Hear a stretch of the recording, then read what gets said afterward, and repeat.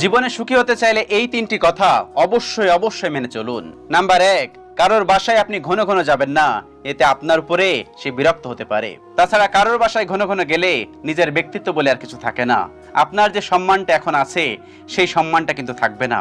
সেজন্য কারোর বাসায় ঘন ঘন যাবেন না। ঘন ঘন গেলে আপনি যে একটা মানুষ সেটা তারা ভুলে যাবে। আপনি যখন খুব কম যাবেন, খুব ঘন ঘন যাবেন না, তখন দেখবেন আপনি তাদের কাছে একটা ভ্যালু পাবেন, অন্যরকম ভ্যালু।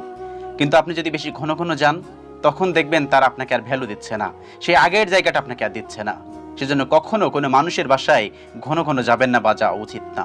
নাম্বার 2, কারোর পারিবারিক ঝামেলায় নাক গলাবেন না।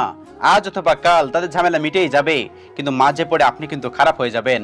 সেজন্য কখনো কারোর পারিবারিক ঝামেলায় নাক গলাবেন না। যাদের ঝামেলায় নাক গলাচ্ছেন, আপনি কি একবার ভেবে দেখছেন তারা কিন্তু আপন মানুষ। আজ অথবা কাল তাদের এই ঝামেলা মিটে যাবে, আপনি কিন্তু মাঝে পড়ে খারাপ হয়ে যাবেন।